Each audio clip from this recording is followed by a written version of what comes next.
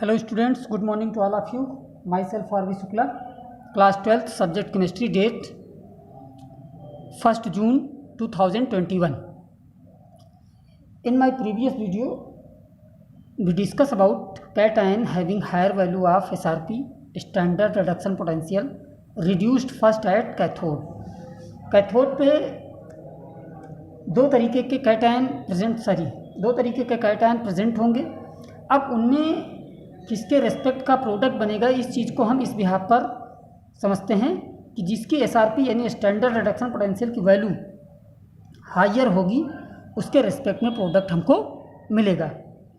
An ion having lower value of standard reduction potential oxidise first at anode, और anions में जो आपका जिसकी वैल्यू लो होगी यानी कि जिसका रिडक्शन पोटेंशियल की वैल्यू स्टैंडर्ड रिडक्शन पोटेंशियल की वैल्यू कम होगी उसका ऑक्सीडेशन पहले होगा, यानी कि उसके रेस्पेक्ट में प्रोडक्ट बनेगा। तो यहाँ पर हम लोग एक एग्जाम्पल को कंसीडर करते हैं।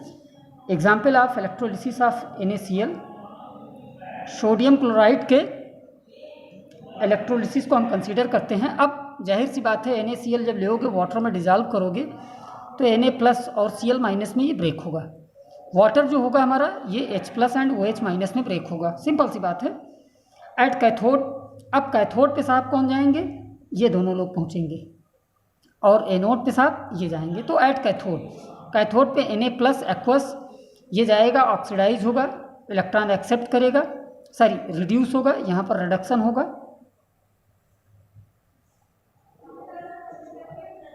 और रिडक्शन उसी का आसानी से होता है जिसकी वैल्यू स्टैंडर्ड रिडक्शन पोटेंशियल की वैल्यू हाई होती है। ये ऑलरेडी मैंने एप्लीकेशन ऑफ इलेक्ट्रोकेमिकल सीरीज में डिस्कस कर दिया था, अगर आप चाहें तो दोबारा उस वीडियो को देख सकते हैं।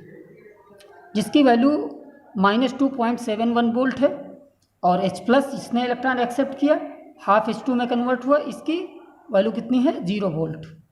तो यहाँ पर अगर देखें in this reaction with higher electrode potential value is preferred, that means इसकी वैल्यू 0 है और इसकी माइनस में है तो इसकी वैल्यू हायर है, यानी कि ये रिएक्शन इसमें प्रेफर होगी। सिंस H+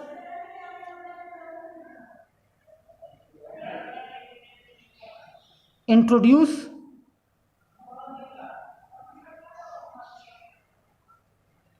बाई वाटर, ये H+ आया कहाँ से, आया तो वाटर से।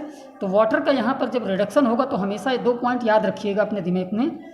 वाटर का जब भी रिडक्शन होगा यानी ये इलेक्ट्रॉन ये एक्सेप्ट करेगा तो ये H2 में कन्वर्ट होगा और OH- में। दूसरी बात, अगर वाटर आपको एनोड पे ले जाना है एट एनोड तो OH- के रेस्पेक्ट में जाएगा, लेकिन वो OH- आएगा कहाँ से, वो भी तो वाटर से ही आएगा। जैसे H+ यहाँ पे किससे आया है, वाटर से, उसी तरीके से OH- भी वाटर से ही मिलेगा। तो उस कंडीशन में ये इलेक्ट्रॉन लूज करेंगे और ये 4H+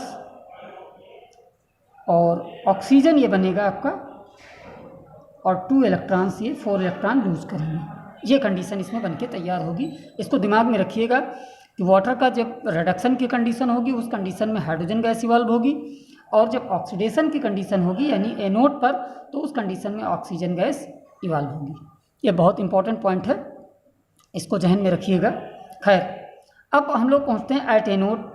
एनोड पे साहब Cl- और OH- दो तरीके के आयंस प्रेजेंट हैं। अब इसमें कंडीशन क्या है, Cl- Cl2 में कन्वर्ट होगा, इसका इलेक्ट्रोड पोटेंशियल की वैल्यू ये गिवन है 1.36, और इसके केस में वैल्यू गिवन है ये, इसका ऑक्सीडेशन करा दिया वाटर का, इसके केस में वैल्यू ये गिवन है।